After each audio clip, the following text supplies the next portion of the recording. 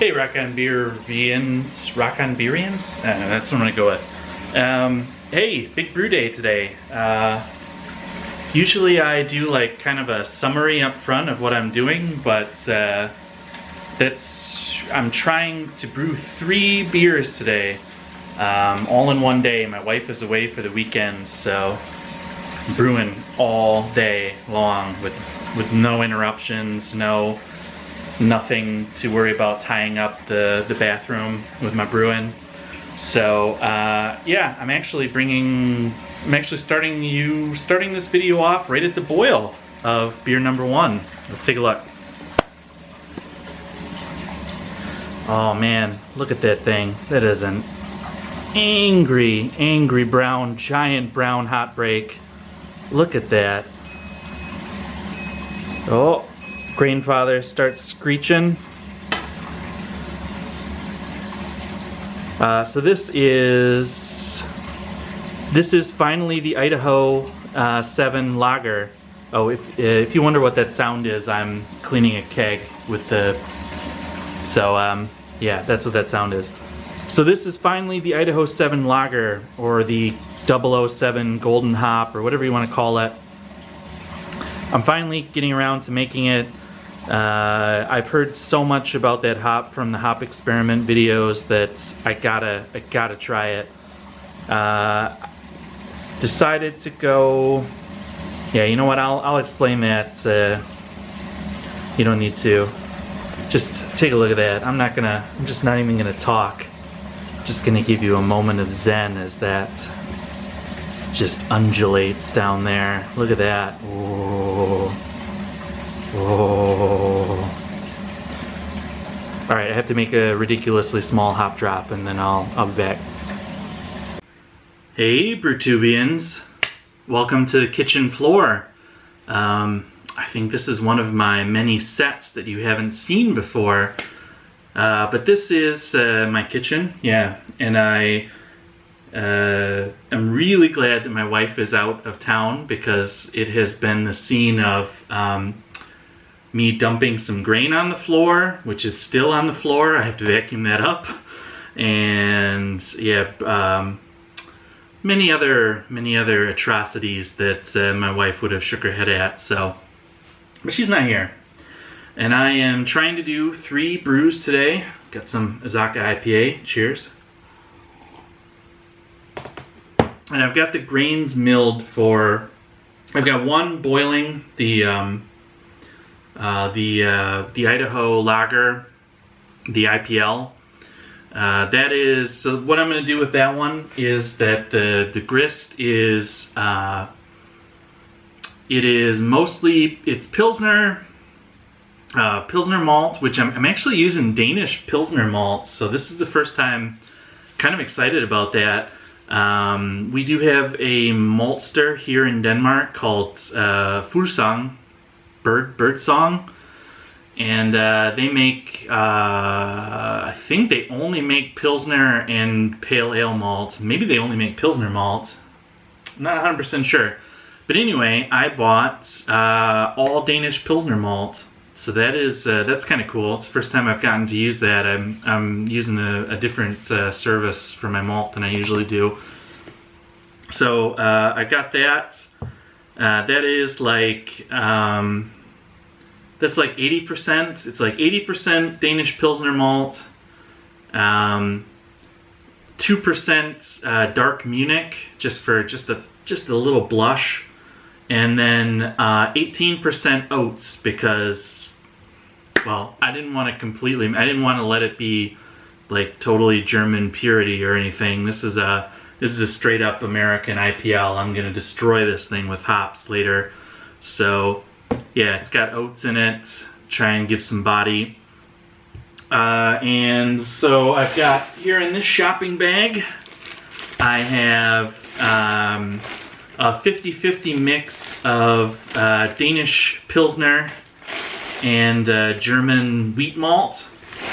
And that is going to be the base for my kettle sour beer, which it's going to in the beginning ostensibly be a Berliner Weiss that I'm going to kettle sour with. I've got a pure pitch of WLP Lactobacillus brevis.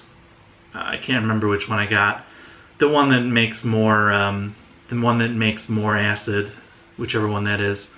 And yes, thank you everybody out there. Go ahead and tell me that White Labs has yeast infections in all of their lacto cultures, because I haven't been worrying about that enough. Yeah, so I'm gonna be attempting a kettle sour. Wish me luck that there's no yeast in my lacto pitch and it doesn't get messed up. So it is, yeah, pretty basic recipe. I know at least half of the wort. It's only going to be like 12-ish liters of, yeah, it's going to be like 10, 12 liters of beer that I'm going to try and sour in a keg, actually. Hopefully I'll show you more of that later. But yeah, half of it I know is going to be made into the smoked salt gose, which has just been an idea that's been rattling in my brain, and I have to release it or else I'm pretty sure my head is going to explode. So at least half of it is going to be the smoked salt gose. It's really experimental thinking, so I don't want to use the entire thing for that.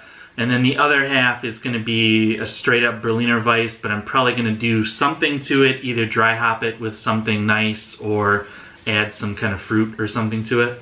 I haven't decided about the other half yet. And then the third beer I'm going to make is in the big bag, because I'm making a full batch of that. I'm making a full 20-liter batch. So this is a Saison, and it's this is going to be the second Saison that I've ever brewed, because the first one came out so terrible that I didn't like it. But I got another yeast, a new yeast, a French Saison yeast from Mangrove Jack, and I've heard really good things about it. So, and because the weather is so hot right now, and I can't temperature control my Chronicle, this is like the perfect time to make a Saison, because it's, you know, in the mid to upper 20s Celsius every day. So perfect for a Saison. I don't even have to worry about temp controlling it because it wants to be hot. I've got about a 50-50 split of Pilsner and Pale Ale malts in here, because I ran out of Pilsner malt. And then I've got some wheat in there. I've got about a kilo of wheat. I've got 2.2 kilos of Pilsner, 2 kilos of Pale Ale, a kilo of wheat, and then this, which is a bunch of flake stuff. Yay, brewing! No, so I've got some. This is like unmalted flaked barley, wheat, and rye, which I am excited to have. I was gonna make this Saison I was gonna use something else in it. I was gonna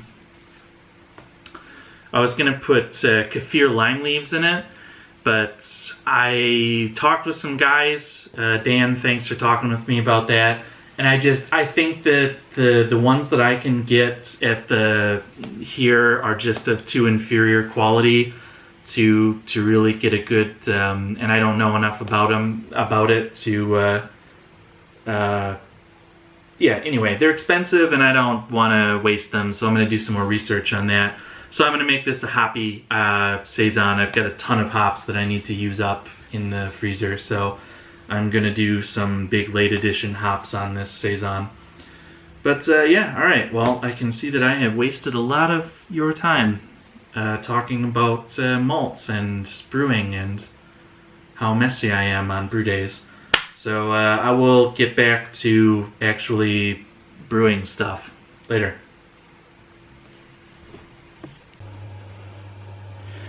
All right, brew 1 is down. There is the IPL base, the Idaho 7 IPL base, heading into the fermenter. Mistakes were made with water hoses. Towels had to be deployed. Not the biggest disaster I've ever had in here, but I mean, can't be a smooth brew day, can there?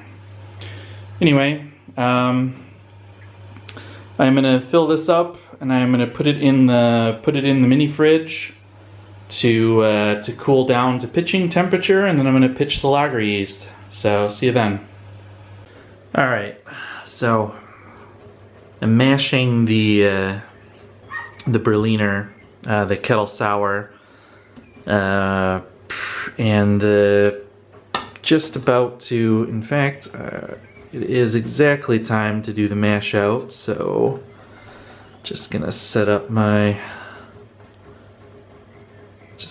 this thing going here up towards mash out temperature. Basically what I'm gonna do here is this has been going for a little over an hour now, and gave it a little extra time because I'm a few points low on this. It's funny turn you around. Let's wrap here. The IPL actually ended up pretty high. I was actually almost at OG on my pre-boil gravity, so that actually ended up like 3 or 4 points high, and I'm about 2 or 3 points low on this, which it's not that big a deal. I mean, it was only going to be like a 3.5, 3.6% beer to begin with. Now it's just going to be 3.3 or, you know, whatever. And it isn't much grain, so it's not like it's a big waste. The biggest expense for this beer was the actual lacto. So what I'm going to do is I am going to mash this out, and then I am going to bring it up to a boil for about a minute or so. And I know that, for instance, it'll technically be pasteurized at 75, but I want to cool it down into the keg. I want to try and run it in there around the right temperature so I don't have to wait a bunch of time before I pitch the lacto. So I'm going to bring it all the way up so that I can run it through and sterilize the counterflow, and then I can run it back out. I'm going to try and get it coming out around 50 degrees. And I'll run it into that keg and I'll pitch the lacto. And yeah, I'm gonna go cover it in blankets on a radiator, crank the radiator, and hope it sours. So there's that.